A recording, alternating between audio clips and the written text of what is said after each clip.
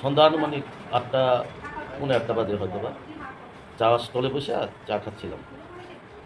মাগরিবের নামাজ পড়ার পরে কিছু লোক বন্ধু-বান্ধব নিয়ে বসে চা খাচ্ছি, এতে বসে এখানে হঠাৎ করেই আক্রমণ করছে ওই যে চাঁদপুরের বাড়ি কবির, হাবির ছেলে মনির, তার কবিরের বাগিনা, তারপর হাবির আরেক ছেলে শাহিন, আরও ১০-১৫ জনের একটা লোক হঠাৎ করে তারা এসে জামালে দাও, লাঠি, বলল রড, হকি স্টিক সহ অতর্কিতে আমার উপরে হামলা।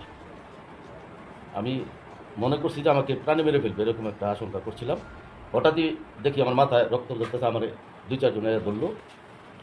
এরপর আমার ছোটো ভাই আসছে, ছোটো ভাইয়ের উপরে হামলা। এখানে রফিকুল ইসলাম রবি ওই বসা ছিল, রবির উপরে হামলা। আমার এক বন্ধু স্বপন বসা ছিল, তার উপরেও ওই অতর্কিত হামলা। আমরা খালি হাতে বসেছিলাম, হঠাৎই এই আক্রমণ, মানে মেরে ফেলার জন্য যেই ধরনের আক্রমণ হয়, হুমকি স্বরূপ হঠাৎই ঝাঁপায় পড়া আর কি। মাথা ফাটায় ফেলছে আমার। আমার পাশে বসা আরও ২-৪ জনের উপরে অতর্কিত হামলা করছে। ওরাও শ্রীপুর মেডিকেলে এখন আমার সাথে চিকিৎসাধীন আছে।